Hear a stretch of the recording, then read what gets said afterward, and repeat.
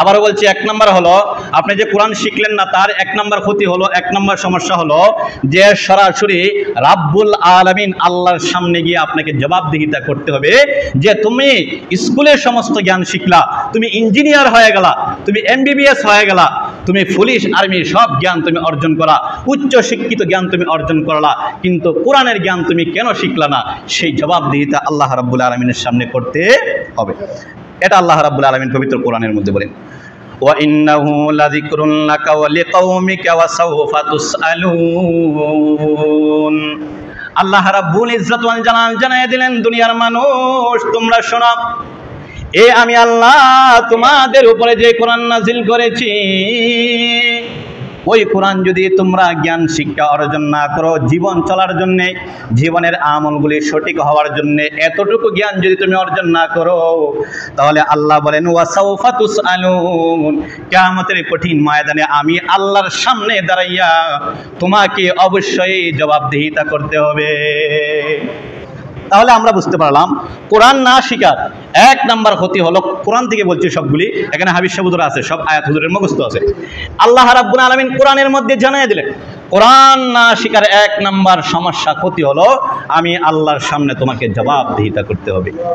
Number 2, এটা আমরা আগের সপ্তাহ শুনেছিলাম। নাম্বার 2, যে আল্লাহ রসুল সাল্লাল্লাহু আলাইহি ওয়াসাল্লাম কিয়ামতের ময়দানে যেই সমস্ত উম্মতেরা কোরআন শিখে নাই তাদের বিরুদ্ধে আল্লাহর রসুল আল্লাহর কাছে বিচার দিবে।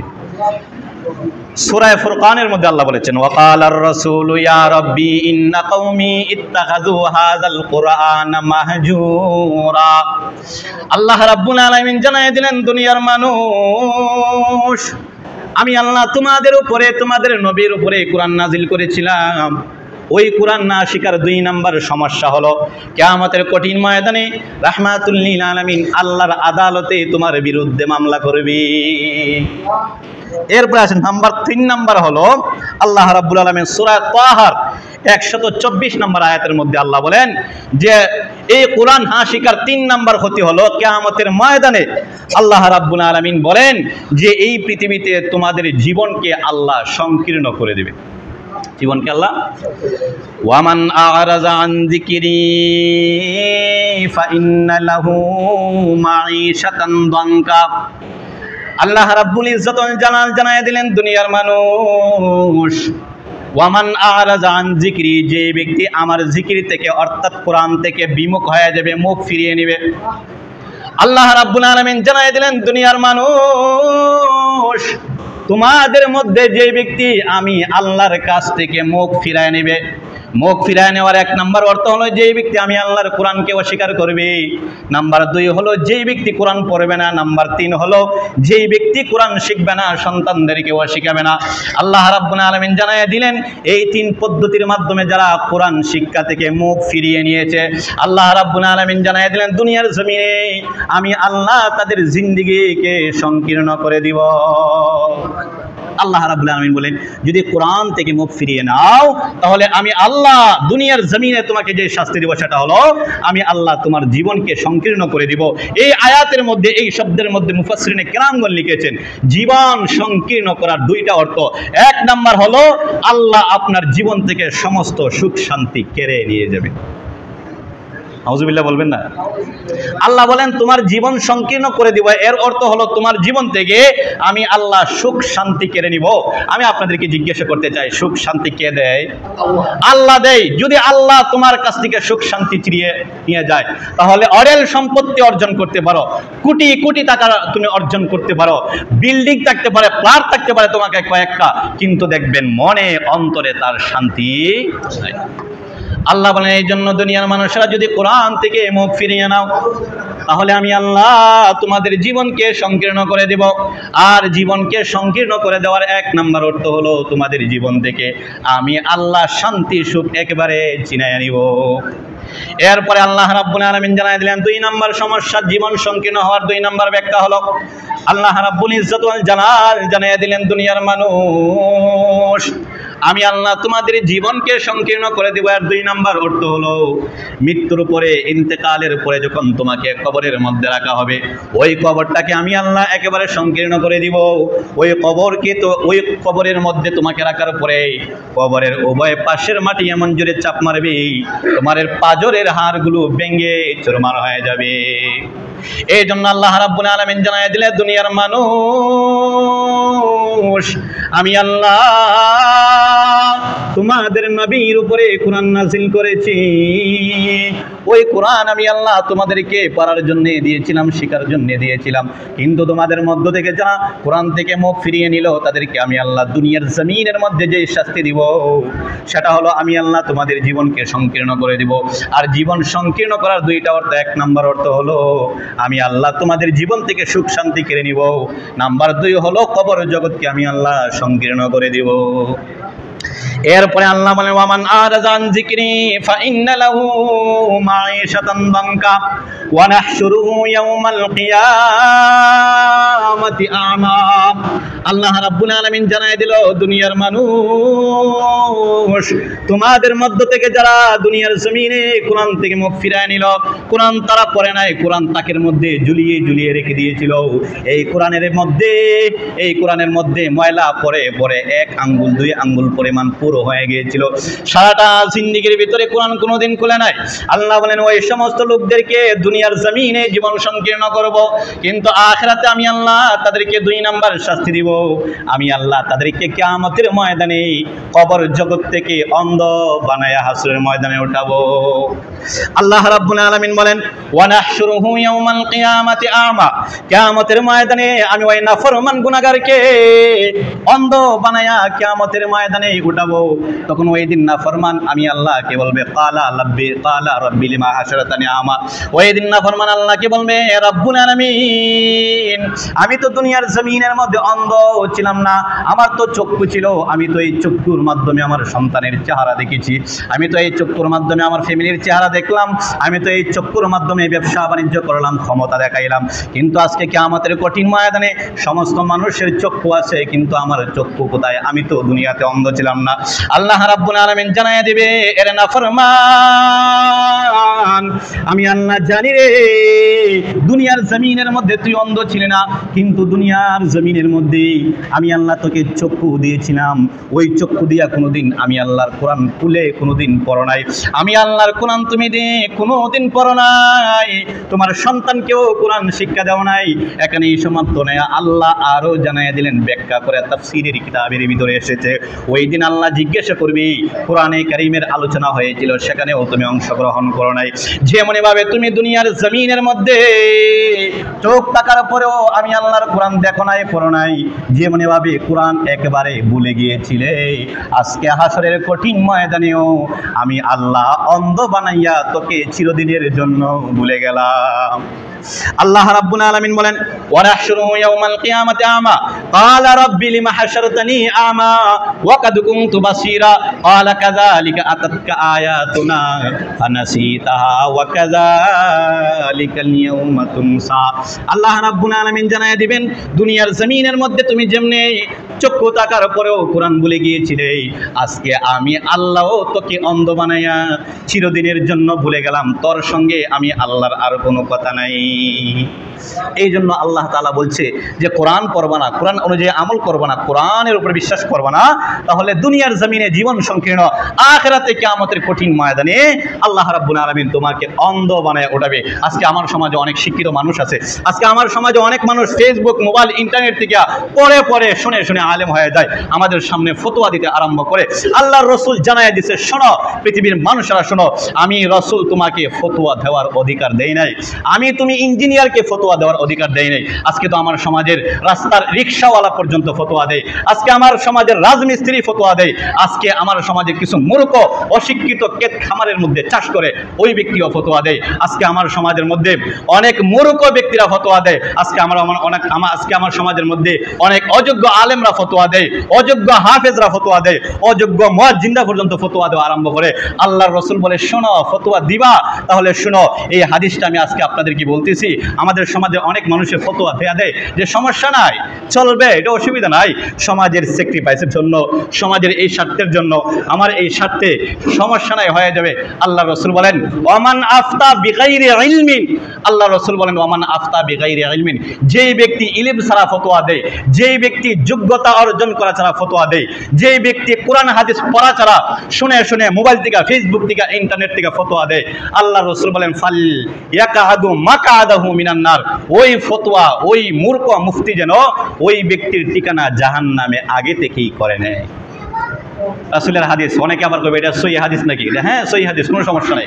আল্লাহ রাসূল বলছেন, মান আফতা বিগাইরি ইলমিন, যদি তুমি ইলম ছাড়া ফতোয়া দাও, যোগ্যতা অর্জন করা ছাড়াই ফতোয়া দাও, তাহলে ফালিয়াতাবাওয়াউ মাকআদাহু মিনান নার, তুমি তোমার ঠিকানা আগে থেকেই জাহান্নামে করে নেও।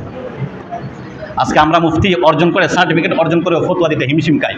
যদি উল্টা হয়ে যায় তাহলে আল্লাহ রাসূল বলছে কি, ফালিয়াতাবাওয়াউ মাকআদাহু মিনান নার, তোমার ঠিকানা হবে কোথায়? জাহান্নামে। আর আজকে আমরা মোবাইল থেকে শূন্য শূন্য ফতোয়া দেওয়া শুরু করে দিই। এই জন্য এগুলো থেকে আমরা সংযত হয়ে যাব। আল্লাহ আমাদেরকে এগুলো থেকে হেফাজত করুক। এবার আসেন কোরআন শিক্ষা 2 নাম্বার। 4 নাম্বার ক্ষতি হলো, আল্লাহ রাব্বুল আলামিন সূরা যুখরুফের মধ্যে বলেন, 36 নাম্বার আয়াতের মধ্যে আল্লাহ বলেন, ওয়া মান ইয়াশু আন যিকরির রহমানি নুকাইয়িদ লাহু শাইতানান ফাহুয়া লাহু কারিন। আল্লাহ রাব্বুল আলামিন বলে দিলেন, যারা কোরআন থেকে বিমুখ হয়ে, আল্লাহ বলেন যারা কোরআন থেকে সরে গিয়ে নিজে নিজে জীবনযাপন করে, নিজের ইচ্ছা অনুযায়ী, খুশি অনুযায়ী জীবনযাপন করে, আল্লাহ বলেন নুকাইয়িজ লাহু শাইতানান, আমি ওই ব্যক্তির সাথে একটা শয়তান নিযুক্ত করে দেই।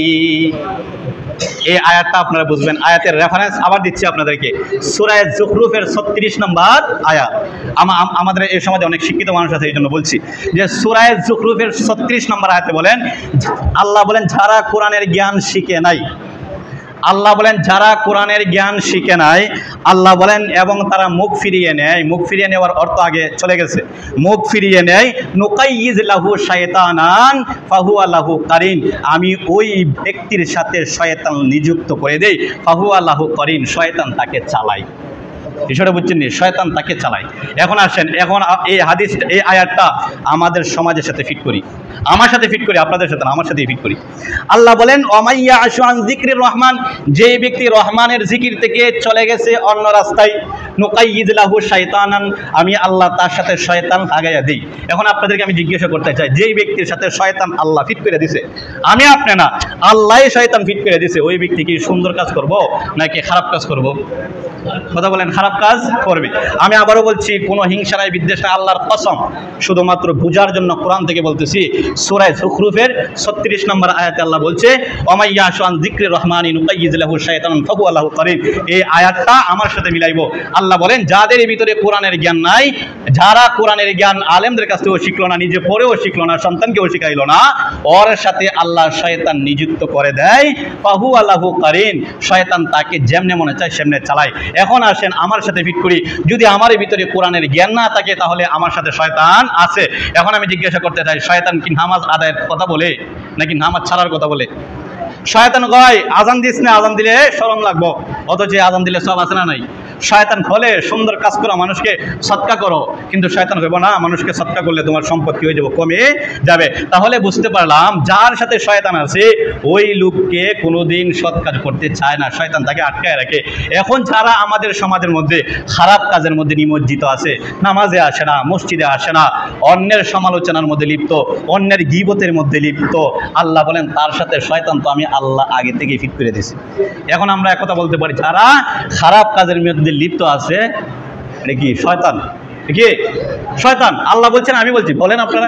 সূরা যুখরুফের 36 নম্বর আয়াতে আল্লাহ বলেন, সূরা যুখরুফের 36 নম্বর আয়াতে, যারা খারাপ কাজের মধ্যে লিপ্ত, সেটা হতে পারে সালাত আদায় নাই, সেটা হতে পারে আল্লাহ রাস্তায় খরচ করার মধ্যে নাই, সেটা হতে পারে ছবি দেখতেছে, সেটা হতে পারে অন্যের সমালোচনার মধ্যে লিপ্ত আছে, তাহলে বুঝতে পারে এটা একটা শয়তান, আল্লাহ তার সাথে শয়তান ফিট করে দিয়েছে। এরপরে আল্লাহ আরো বলছেন, শুনেন কত সুন্দর কথা আল্লাহ বলছে, এত সুন্দর কথা আল্লাহ বলছে, শুনেন, ফাহুয়া লাহু কারিন, শয়তান তাকে যেমনে মনে চায় সেমনি চালায়। চালায়। এরপরে আল্লাহ বলেন ওয়া ইন্নাহুম লা ইয়াসুদ্দুনাহুম আনিস সাবিল, ওই ব্যক্তিকে শয়তান সত্য পথ থেকে ফিরাইয়া অন্য রাস্তায় নিয়ে যায়। আল্লাহ বলেন শয়তান তাকে সত্য রাস্তা থেকে, ভালো রাস্তা থেকে খারাপ রাস্তা নিয়ে যায়। ওয়া ইয়াহসাবুনা আন্নাহুম মুহতাদুন, কিন্তু তারা নিজে নিজে মনে করে আমি সঠিক পথে আছি। চিন্তা করছেন নি? আল্লাহ বলতেছে যে শয়তান তাকে চালায়, শয়তান তাকে চালায়, সে সঠিক পথ থেকে খারাপ পথে জায়গা, কিন্তু নিজে নিজে মনে করে ইয়াহসাবুনা আন্নাহুম মুহতাদুন, আরে আমি তো সঠিক রাস্তার মধ্যে আছি, আরে আমিই সঠিক, আমি সঠিক। এরকম হয় কিনা আমাদের অন্তরে, যেটা আমারই সিদ্ধান্তটা সঠিক, অথচ আল্লাহ বলতেছে ওয়ায়াসুদ্দুনা আনিস সাবিলি, সত্য রাস্তা থেকে তাকে সরাই দিয়েছে শয়তান আরো আগেই। এবং ওয়ায়াহসাবুনা আন্নাহুম মুহতাদুন, সে নিজে নিজে বলতেছে যে আমি হেদায়েত পেয়ে গেছি, আমি সঠিক রাস্তায় আছি, আমার সিদ্ধান্ত সুন্দর সঠিক। আল্লাহ রাব্বুল আলামিন আমাদেরকে হেফাজত করুন। এবার আসেন নাম্বার 6। এতক্ষণ আমি আপনাদের সামনে আয়াত দিয়ে বললাম অনেকগুলি, যে কোরআন আমাদেরকে শিখতে হবে, কোরআন না শিখলে অনেকগুলি ক্ষতি আছে। এবার আসেন হাদিস থেকে বলি। আল্লাহ রাসূল সাল্লাল্লাহু আলাইহি ওয়াসাল্লাম বলেন ইন্নাল্লাযী লাইসা ফিহি জাওফিহি শাইউম মিনাল কুরআনি কাল বাইতিল খারিব। আল্লাহ রাসূল রাহমাতুল লিল আলামিন বলেন যার ভিতরে কোরআন নাই, আপনারা একটু চুপ থাকেন, আমরা অল্প সময়ের ভিতরে শেষ করে দেবো, আর না হলে আলোচনা শেষ করে দেই। হ্যাঁ, একটু একটু একটু চুপ থাকি। আমরা এইভাবে যদি আলাপ করি তাহলে মসজিদের আদব রক্ষা হবে না। শুনি, আল্লাহ রাব্বুল আলামিন বলেন ইন্নাল্লাযী লাইসা ফি জাওফিহি শাইউম মিনাল কুরআনি কাল বাইতিল খারিব। আল্লাহর নবী রাহমাতুল লিল আলামিন বলেন যার ভিতরে আল্লাহর কোরআন নাই, আল্লাহর জ্ঞান নাই, কোরআন পড়ে না, কোরআন অনুযায়ী আমল করে না, কাল বাইতিল খারিব, ওই ব্যক্তির অন্তরটা হলো শয়তানের ঘর। আল্লাহ রাসূল বলছে কি যে ফাহু আল্লাহু খারিব, ওর অন্তরটা হলো শয়তানের ঘর, তার অন্তরের মধ্যে শয়তানে ভরা। শয়তান দিয়ে এখানে শয়তান ভিতরে না, শয়তানের যত খারাপ কাজ আছে তার অন্তরের ভিতরে সেই খারাপ কাজে ভরা, আল্লাহ রাসূল বলেছেন। এরপরে আসেন আরেকটা হাদিস বলি, সবগুলি সহিহ হাদিস। আল্লাহ রাসূল বলেছে আল কোরআন হুজ্জাতুন লাকা আও আলাইকা ফায়াকুলু ইয়া রাব্বাল আলামিন ফাকজি বাইনি ওয়া বাইনাহু। আল্লাহ রাব্বুল আলামিনের নবী রাহমাতুল লিল আলামিন জানায় দিল আমার উম্মতরা শোনো, কোরআন তোমার পক্ষেও সাক্ষী দিবে, আবার এই কোরআন তোমার বিপক্ষেও সাক্ষী দিবে। আল্লাহ নবী রাহমাতুল লিল আলামিন জানায় দিলেন কোরআন তোমার পক্ষে সাক্ষী দিবে ওই সময় যখন তুমি কোরআনের হক আদায় করবা, আর যখন তুমি কোরআনের হক আদায় করবা না ওই সময় কোরআন তোমার বিপক্ষে সাক্ষী দিবে। আল্লাহ রাসূল বলেন কিয়ামতের ময়দানে কোরআন আল্লাহকে বলবে, কোরআনের জবান আল্লাহ খুলে দিবে, আল্লাহ কোরআনকে বলবে, আল্লাহ আল্লাহকে কোরআন বলবে ফাকজি বাইনি ওয়া বাইনাহু, আয় আল্লাহ কোরআন নাজিল করেছিলেন কিন্তু কোরআন সে পড়ে নাই, তাকে উপরে রেখে দিয়েছিল, কোরআন অনুযায়ী সে আমল করে নাই, কোরআন শিখেও নাই, কোরআনের প্রতি বিশ্বাসও করে নাই। আল্লাহর রাসূল বলেন ফাকজি বাইনি ওয়া বাইনাহু, কোরআন আল্লাহকে বলবে আজকে আপনি আমার এবং এই নাফরমানের মধ্যে ফয়সালা করে। আল্লাহ রাসূল বলতেছে কোরআন বলবে, কোরআনের জবান আল্লাহ ওপেন করে দিবে। আল্লাহর রাসূল বলেন ওই দিন কোরআন আল্লাহকে বলবে ফাকজি বাইনি ওয়া বাইনাহু, আমার এবং এই নাফরমানের মধ্যে আপনি আজকে বিচার কার্য সম্পাদন করেন। এই জন্য বলছিলাম যে কোরআন আমাদেরকে পড়তে হবে, শিখতে হবে। এরপরে আছেন আরেকটা হাদিস বলবো, এটাও সহিহ হাদিস কোনো সন্দেহ ছাড়া। আল্লাহ রাসূল সাল্লাল্লাহু আলাইহি ওয়াসাল্লাম বলেন আল কুরআনু শাফিউন মুশাফফা। আল্লাহ রাসূল বলেন কিয়ামতের ময়দানে কোরআন আল্লাহর আদালতে সুপারিশ করবে। সুবহানাল্লাহ, কোরআন আল্লাহর আদালতে সুপারিশ করবে। ওইটা কোন সময়ে? যখন আপনি কোরআনের সাথে সম্পর্ক ঠিক থাকবে। যদি আমার সাথে আপনার সম্পর্ক ঠিক থাকে তাহলে তো আপনি আমার জন্য কি করবেন? সুপারিশ করবেন না? আর আপনার যদি আমার সাথে সম্পর্ক ঠিক থাকে তাহলে আমিও কিয়ামতের ময়দানে আপনার জন্য সুপারিশ করব। কারণ আল্লাহ রাসূল হাদিসে বলেছেন 3 ব্যক্তি কিয়ামতের ময়দানে সুপারিশ করতে পারবে আল্লাহর আদালতে, এছাড়া ভিন্ন কারো আর কেউ ক্ষমতা নাই। আল্লাহ রাব্বুল আলামিন কোরআনে বলেছেন ইয়াউমা ইয়াকুমুর রূহু ওয়াল মালাইকা সাফা। আল্লাহ বলেন কিয়ামতের ময়দানে টুটটা হারানোর শক্তি কোনো মানুষের নাই। ওই দিন কিয়ামতের কঠিন ময়দানে 3 শ্রেণীর মানুষ আল্লাহর আদালতে সুপারিশ করার অধিকার রাখবে। 1 নাম্বার হলো আল আম্বিয়া, ও এই পৃথিবীতে যত নবী রাসূলরা এসেছিল ওনারা সুপারিশ করবেন। নাম্বার 2 হলো সুম্মা শুহাদা, এই পৃথিবীতে যারা আল্লাহর রাস্তায় জীবন দিয়েছিল তারা আল্লাহর আদালতে সুপারিশ করতে হবে। 3 নম্বরে আউলিয়া, অর্থাৎ উলামায়ে কেরামরা, নবীর ওয়ারিসরা। আল্লাহ রাসূল বলেছেন ইন্নাল উলামা ওয়ারাসাতুল আম্বিয়া, কিয়ামতের ময়দানে হাফেজে কোরআন, আলেম আল্লাহর আদালতে সুপারিশ করার অধিকার রাখবে। এই জন্য বলছিলাম যদি আপনার সাথে আমার সম্পর্ক ঠিক থাকে তাহলেই তো আপনি আমার জন্য সুপারিশ করবেন, আর যদি আমার সাথে আপনার সম্পর্ক ঠিক থাকে তাহলেই আমি কিয়ামতের ময়দানে আপনার জন্য সুপারিশ করতে পারবো। এই জন্য আল্লাহর রাসূল বলেছেন আল কুরআনু শাফিউন মুশাফফা, কিয়ামতের ময়দানে কিয়ামতের ময়দানে কোরআনের জবান আল্লাহ ওপেন করে দিবে। ওই দিন কোরআন আল্লাহর আদালতে তার সাথীর জন্য, সঙ্গীর জন্য সুপারিশ করবে। আল্লাহ রাসূল তারপরে কি বলে শুনেন, মান জাআলাহু আমামাহু কাদাহু ইলাল জান্নাহ। আল্লাহ রাসূল বড় চমৎকার করে বলেছেন, উম্মত শোনো, খালি শুনতে থাকো, শোনো। আল্লাহ রাসূল বলেন, মান কাদাহু, যে ব্যক্তি কোরআনকে সামনে নিয়ে চলবে। কোরআনকে সামনে নিয়ে চলার অর্থ হলো যে ব্যক্তি কোরআনকে ফলো করে সামনে তার পা আগাবে, হালাল হারাম বুঝে, হালাল হারাম বুঝে, জায়েজ নাজায়েজ বুঝে যে ব্যক্তি কোরআন অনুযায়ী নিজের জীবনকে পরিচালনা করবে, কাদাহু ইলাল জান্নাহ। আল্লাহ রাসূল বলে এই কোরআন তাকে টেনে টেনে টেনে টেনে জান্নাতের মধ্যে নিয়ে যাবে। হাদিসটা কত সুন্দর না? এত চমৎকার হাদিস, আরো কত হাদিস দেয়া আছে। আমরা তো খালি কয়েকটা হাদিস পড়লেই মনে করি সহিহ না জয়ীফ, মানে 4-5টা হাদিস পড়েই এত হাত মারে আসমানে ওইটা জায়গা যে আমরা কয়েকটা হাদিস পড়লাম। আরে ভাই 25,000 হাদিস তো আমি নিজেই পড়েছি, আমি ছোট্ট একজন আলেম হয়ে। এই জন্য বলছি, আল্লাহ রাসূল বলেন, আল কোরআনু শাফিউন মুশাফফা, কিয়ামতের ময়দানে কোরআন আল্লাহর আদালতে সুপারিশ করবে। মান জাআলাহু আমামাহু কাদাহু ইলাল জান্নাহ, যে ব্যক্তি কোরআন সামনে নিয়ে জিন্দেগি চালাবে, এই কোরআন তোমাকে টেনে টেনে আল্লাহর তরফে জান্নাতে নিয়ে যাবে। এবার দেখেন আসল কথাটা, এটাই আমার মূল উদ্দেশ্য ছিল। ওয়ামান জাআলাহু খালফা যাহরিহি, আর যে ব্যক্তি কোরআন পিছনে রেখে চলবে, অর্থাৎ নিজের জীবন সামনে যেমনে মনে চায় এমনি চালাবে, কোরআনকে পিছনে ফেলে, যে ব্যক্তি কোরআন পিছনে ফেলে নিজের জীবন নিজের মন মতো চালাবে, শয়তানের মন মতো চালাবে, আল্লাহর রাসূল বলেন কাদাহু ইলান নার, ওই কোরআন তাকে টেনে টেনে জাহান্নামের আগুনে নিয়ে যাবে। তাহলে চিন্তা করেন কত সুন্দর যে যদি কোরআন সামনে রাখো তাহলে কাদাহু ইলাল জান্নাহ, আর যদি কোরআন পিছনে রাখো তাহলে কাদাহু ইলান নার। এই জন্য আসুন আমরা কোরআন পড়ি, শিখাই, আমাদের সমাজ সুন্দর হয়ে যাবে। আল্লাহ এই কোরআন অনুযায়ী আমাদের জীবনকে পরিচালনা করার তৌফিক দান করুক।